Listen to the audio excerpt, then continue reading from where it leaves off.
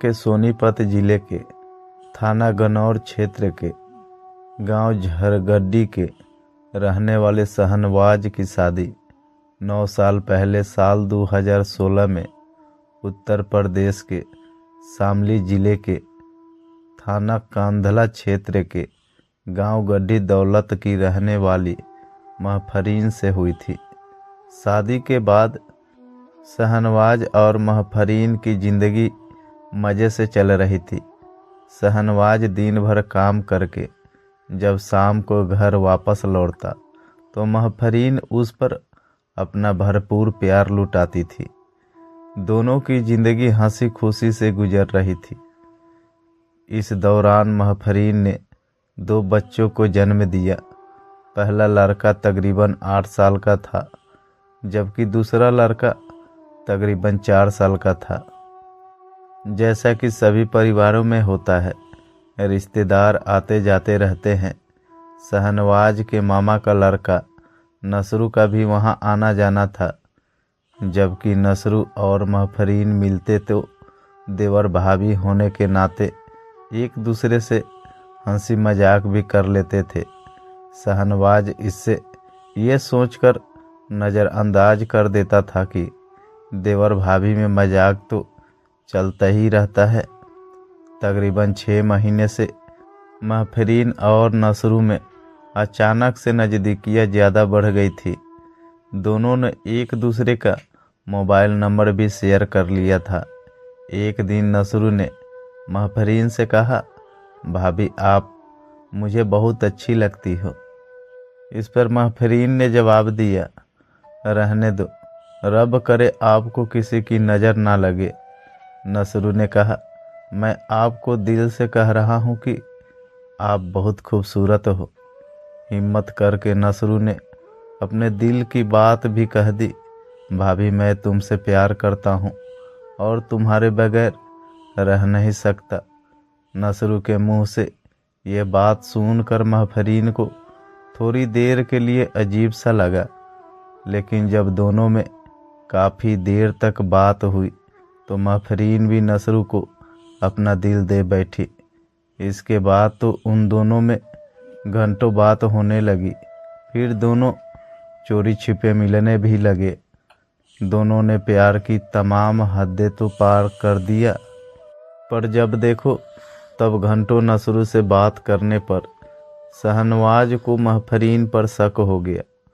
उसने 1-2 बार महफरीन को समझाया भी, लेकिन वो नहीं मानी और लगातार नसरू से संबंध जारी रखी। 3 अगस्त की रात को शहनवाज ने महफरीन को मोबाइल पर किसी से बात करते रंगे हाथ पकड़ लिया। तब पूछा, किसी से बात कर रही थी, क्या चल रहा है? महफरीन बोली, कुछ भी नहीं, मैं तो बस घर बात कर रही हूँ।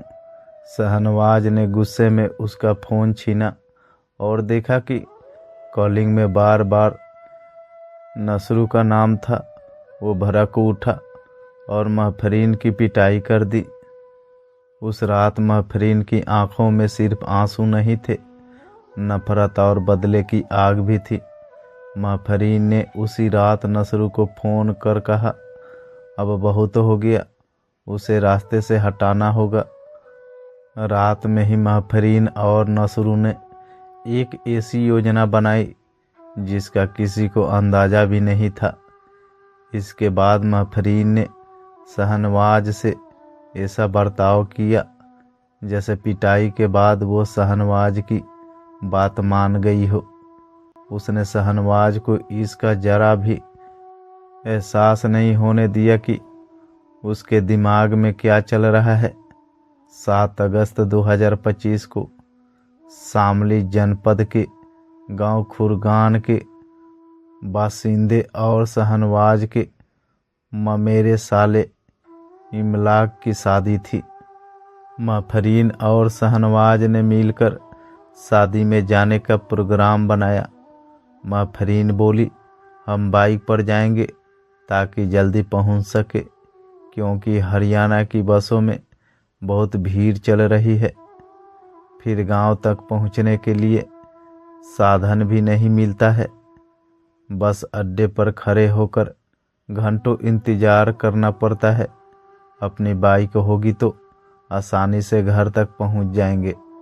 शहनवाज ने बोला, हाँ ये सही रहेगा, गर्मी भी बहुत ज़्यादा है। अपना साधन होगा तो पहुंचने में आसानी रहेगी। फिर थोड़ा रोक कर बोला, एक दिन पहले चलेंगे। काफ़ी दिन हो गए, तुम्हारे परिवार वालों से भी नहीं मिला मैं। वो भी कहते रहते हैं रात को तुम्हारे मायके गांव गड्ढी दौलत चलेंगे, अगले दिन वहीं से खुगरान चलेंगे। शहनवाज ने अपना प्लान बताया। जैसा कि महफरीन और शहनवाज ने शादी के लिए प्रोग्राम बनाया था, उसी के मुताबिक 6 अगस्त 2025 को दोनों बाइक पर सवार होकर गांव गड्ढी दौलत पहुंच गए। शहनवाज को देखकर महफरीन के मायके वाले भी बहुत खुश हुए। सभी ने घर और परिवार का हालचाल पूछा। दामाद जी घर पर आए थे तो शहनवाज की खातिरदारी भी अच्छी तरह से हुई। 7 अगस्त की सुबह शहनवाज अपनी बीबी महफरीन को बाइक पर बैठाकर गांव खुरगान के लिए निकल पड़ा। गांव में पहुंचने से पहले कस्बा कैराना में उसने कुछ सामान भी खरीदा और फिर से चल पड़ा। बाइक पर पीछे बैठी महफरीन फ़ोन पर बड़बड़ा कर किसी से बात कर रही थी। बाइक की स्पीड तेज होने के चलते वो समझ नहीं पा रहा था। उसे केवल इतना ही समझ आया कि शायद शादी वाले घर से फ़ोन आ रहे होंगे कि कितनी देर में पहुंचोगे। लेकिन महफरीन किसी से कोड वर्ड में बात कर रही थी। उसने बोला, मंजिल आने वाली है। थोड़ा आगे चलने पर उसने फिर से कोड वर्ड में बात की, पुल पार करो। और इसके बाद फ़ोन पर फिर से कहा, बस थोड़ा इंतज़ार करो। महफरीन के इन कोड वर्ड से खून और धोखे की गंध आ रही थी। सुबह के 10 बज रहे थे। शहनवाज और महफरीन की बाइक नेशनल हाईवे पर दौड़ी जा रही थी। जब वे पानीपत हरिद्वार नेशनल हाईवे पर बने एक फ्लाईओवर से थोड़ा आगे बीरी की बाग के निकट पहुंचे तो पीछे से 2 बाइक पर सवार 4 लड़कों ने ओवरटेक कर शहनवाज की बाइक में टक्कर मार दी और शहनवाज को डंडा मारकर बाइक रुकवा ली। उन्होंने चाकू से शहनवाज पर ताबड़तोड़ कई वार किए। एक लड़के ने उस पर तमंचे से गोली चलाई। गंभीर रूप से घायल शहनवाज सड़क पर नीचे गिर गया। उसको अंजाम देने के बाद वे सभी हमलावर फरार हो गए। शहनवाज की आंखों में दर्द और धोखे की झलक थी। शायद आखिरी बार उसने महफरीन को देखा, जो चुपचाप खड़ी थी। महफरीन ने डायल 112 को फ़ोन किया और पुलिस को सूचना दी, हम पर हमला हुआ है, बदमाशों ने मेरे पति को मार डाला। पुलिस मौके पर पहुंची और सड़क पर घायल पड़े शहनवाज को अस्पताल पहुंचाया, जहां डॉक्टरों ने उसे मरा हुआ घोषित कर दिया। जानकारी पाकर सोनीपत से शहनवाज के परिवार वाले भी कैराना पहुंच गए। उन्होंने पुलिस को 1.5 लाख रुपए की दूल्हे के लिए ले जाई जा रही नोटों की माला और बाइक लूटने की सूचना दी। इस दौरान पुलिस ने मौके से शहनवाज की बाइक भी बरामद की। पुलिस टीम ने पहुंचकर सबूत जुटाए। वहीं अस्पताल में महफरीन जमीन पर गिरकर बार बार बेहोशी का नाटक करने लगी, रोती रही। महफरीन की तरफ से कैराना कोतवाली में अज्ञात बदमाशों के खिलाफ हत्या की रिपोर्ट दर्ज कराई गई। 2 डॉक्टरों की टीम द्वारा शहनवाज की लाश को पोस्टमार्टम कराया गया तो उसके शरीर में गोली लगना भी पाया गया। चाकुओं से वार किए गए थे। कैराना पुलिस के मुताबिक महफरीन के बयान लिए तो उसने पुलिस को चाकुओं से हमला करना ही बताया। पुलिस को महफरीन की बातों में दम नहीं लगा। उसकी आंखों में पति की मौत के आंसू जरूर थे, लेकिन पकड़े जाने का डर भी साफ दिखाई दे रहा था।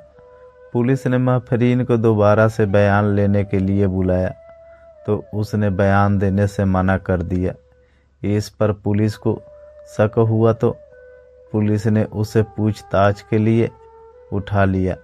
इसी दौरान केस के खुलासे के लिए लगाई गई टीमों ने जब महफरीन की कॉल डिटेल खंगाली तो सारे राज खुलते चले गए।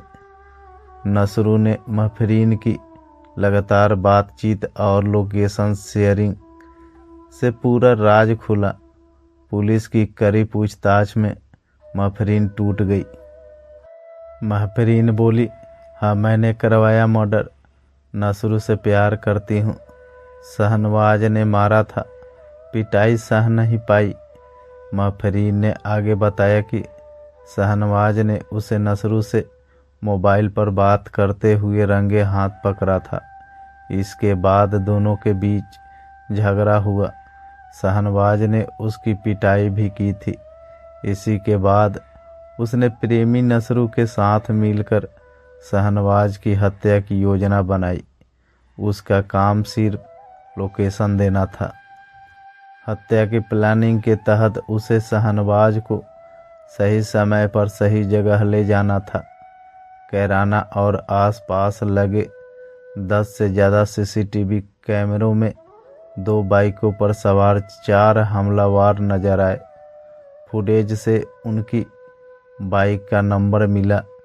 इसके कुछ ही घंटों में हत्या के आरोपी नसरू और शोएब को पकड़ लिया गया। पुलिस की जांच में सामने आया कि हत्या में इस्तेमाल तमंचा और चाकू गड़ी दौलत गांव के एक नौजवान ने मुहैया करवाया था। दोस्तों, अगर आपको ये खबर अच्छी लगी हो तो मेरे वीडियो को लाइक करके चैनल को सब्सक्राइब कर लीजिए।